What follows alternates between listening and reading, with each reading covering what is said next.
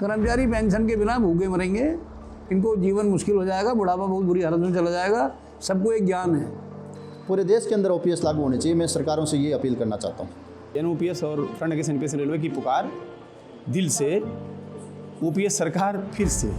News click में आपका स्वागत है। मैं हूं मुकुंद और अभी हम मौजूद हैं राजस्थान में। जो जिन 5 राज्यों में विधानसभा चुनाव चल रहे हैं उसमें से सबसे महत्वपूर्ण राज्यों में से एक राज्य राजस्थान भी है।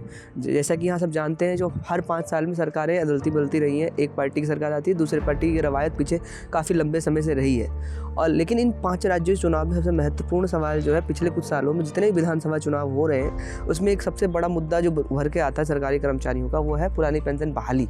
क्योंकि राजस्थान चुनाव शुरुआत से नोटिफिकेशन जारी हुआ, उसके बाद यहाँ पर भी कई कर्मचारियों ने वोट फॉर ओपीएस के लिए कैंपेन चलाया और उन्होंने सोशल मीडिया पे कुछ पोस्ट लिखे जिसमें उनका सीधा कहना था जो सरकार ओपीएस बहाल करी है उसके समर्थन में मतदान उनको करना है। इसको लेकर चुनाव आयोग ने आचार संहिता का उल्लंघन मानते हुए कई कर्मचारियों को नोटिस भी किए। तो हम चुनावी राज्य में जब घूम रहे थे तो कर्मचारियों से, कर्मचारी संगठन से मिले और उनसे समझने का प्रयास किया। इस राज्य में, जिस राज्य में पहले से ही सबसे पहला राज्य था जिसने पुरानी पेंशन दोबारा से बहाल करी, तो क्या इस राज्य में भी पुरानी पेंशन चुनावी मुद्दा है या नहीं है? जैसा कि आप सब जानते हैं, सरकारी कर्मचारी जो काम करते हैं तो बहुत सारे सरकारी कर्मचारी ऑन द रिकॉर्ड बात नहीं करते। इसीलिए जो हमने कई कर्मचारी संगठन के नेताओं से और जो पुरानी पेंशन के आंदोलन के लिए लड़ते रहे उनसे बात किया और समझने का प्रयास किया जो क्या इस बार के राजस्थान चुनाव में भी ओपीएस एक बड़ा सवाल, यानी पुरानी पेंशन क्या बड़ा सवाल बनने जा रहा है। सुनिए उनसे बातचीत में उन्होंने क्या कहा है। राजस्थान वो पहला राज्य है जहाँ पर दोबारा पुरानी पेंशन लागू की गई।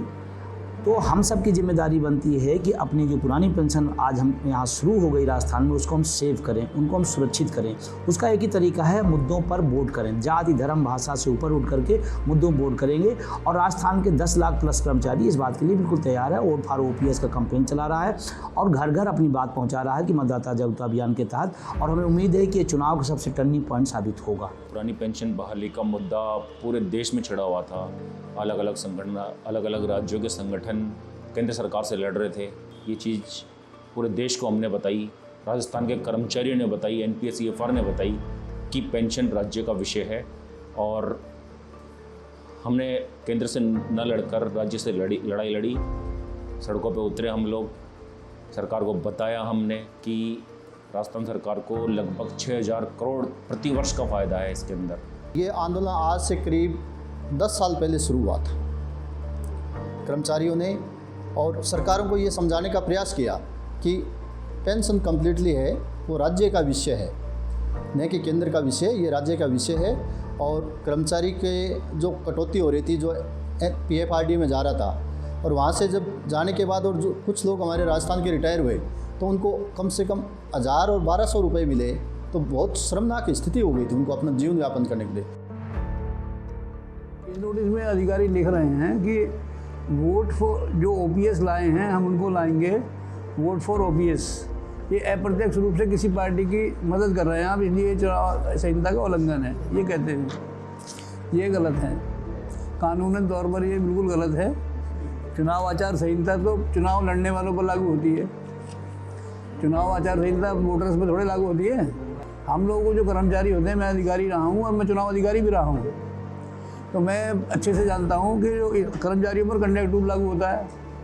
कंडक्ट रूल्स में बिल्कुल साफ साफ लिखा हुआ है, किसी पार्टी का सदस्य बनना, किसी पार्टी में पदाधिकारी बनना, किसी पार्टी के लिए वोट मांगना, किसी पार्टी को प्रचार करना या चुनाव लड़ना, यही 5 कारण हैं जिस पे खिलाफ कार्रवाई हो सकती है।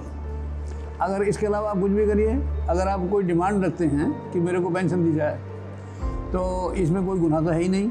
अन्य राज्य भी जब उनको पता चला कि ये राज्य का विषय है तो उन्होंने केंद्र के बजाय राज्य से लड़ना उचित समझा और जीत हासिल की। हमारा जो पैसा है 2004 से 2022 तक कटा हुआ है एनपीएस का पैसा, उसे वापस लाना है। वो हमारा 41,000 करोड़ रुपया है, राजस्थान के कर्मचारियों का पैसा है। देखिए, ये मुद्दा ख़त्म नहीं हो गया था। पेंशन हल हो गई थी, पेंशन लागू हो गई थी, मुद्दा नहीं हल हो गया, मुद्दा नहीं ख़त्म हो गया। क्योंकि हमारी जो पेंशन लागू हुई उसे हमें सेव भी करना है, और सेव तभी होगा जब हम उस सरकार को चुने जिसने पेंशन को हमें वापस दिया है। जो भी सरकारें थी इसको किया, सारे कॉरपोरेट के पीछे पीछे चलने वाले हैं। अपन जानते हैं। लेकिन कर्मचारी के लिए जब यहाँ रिटायर होके आए और हम लोगों ने सरकारों को ये समझाने का प्रयास किया कि ये जो कटौती हो रही है सरकार भी उसमें दे रही थी 10% और कर्मचारी का भी कट रहा था, और जिसके बाद कर्मचारी रिटायर हुए तो वो एक मार्केट के हवाले था, तो निश्चित कुछ नहीं मिल रहा था कर्मचारी को। तो ये चीज़ हमने सरकारों को समझाने का प्रयास किया। आंदोलन में बहुत ज़्यादा चुनौतियाँ आई, लेकिन हम लोगों ने कंटिन्यू हमारा संघर्ष जारी रखा। सरकारी कर्मचारी पहली बार एक मुद्दा बने वोट के मामले में लेकर, और ये एनओपीएस की, ये फ्रंट गेज एनपीएस रेलवे की एक राष्ट्रीय एक तरह से कहीं पहचान बनी है। हम जात से, धर्म से, क्षेत्र से इससे उठकर सरकारी कर्मचारी, पेंशन विहीन सरकारी कर्मचारी की एकता जो बनी है। और दिल्ली वाला रैली तो आप उसके गवाह हैं, कितनी बड़ी ऐतिहासिक रैली हुई कि आज़ादी के बाद पढ़ा लिखा एक भी उसमें अनपढ़ आदमी नहीं था। जो भी लाखों लाख संख्या में आया था रामलीला मैदान में, वो सब पढ़ा लिखा था। और पढ़ा लिखा वर्ग जो निम्न मध्य वर्ग है, यकीनन जिसके तरफ जाएगा उसकी सरकार बनेगी। लोकतंत्र जनता की निर्वाचित सरकार का मतलब क्या है? जो उनकी समस्या को सुनेगा वो उसको वोट दें। इसमें अपराध कहाँ से हो गया? एक केंद्र सरकार है जो लगातार एनपीएस के पसीदार है, ओपीएस के खिलाफ में बोल रही है, तो कल क्या पता लागू हो, यहाँ एनपीएस लागू हो जाए। तो हम लोगों को सचेत कर रहे हैं, जागरूक कर रहे हैं कि आप मतदान करें और अपने मुद्दे मतदान करें, जिससे आपका बुढ़ापा सुरक्षित रहे। 95% प्लस वोट जो है ओपीएस के पक्ष में जाएंगे, और आप देखना 3 तारीख को बहुत सारा नज़ारा बदला नजर आएगा। जैसा कि अभी पूरी वीडियो की बातचीत में आपने सुना, कर्मचारियों में पुरानी पेंशन को लेके एकता तो है, और जिन भी कर्मचारी संगठन ने बात करी उनका साफ कहना था जो कर्मचारी ओपीएस को लेके एकजुट है और जो सरकार ओपीएस लाई है उसके समर्थन में जाते हुए दिख रहे हैं। लेकिन अंततोगत्वा इसका क्या परिणाम पर असर पड़ता है, चुनावी परिणाम पर असर पड़ता है, क्योंकि जैसा कि हमने कर्नाटक और हिमाचल का जो पीछे चुनाव हुआ उसमें देखा है, जो ओपीएस एक बड़ा मुद्दा बना, और कई जानकारों को तो ये कहना है जो सरकार बदलने में बड़ी भूमिका पुरानी पेंशन बहाली के वादे ने निभाई है। तो क्या इस चुनाव में भी अशोक गहलोत के लिए काम करता है, क्योंकि राजस्थान एक पहली सरकार थी जिसने सबसे पहले पुरानी पेंशन बहाल किया, और क्या ये भारतीय जनता पार्टी जो केंद्र में सत्ताधारी है उसने लगातार ओपीएस बहाली के खिलाफ ही स्टैंड दिया है, तो क्या ये उसके खिलाफ जाता है?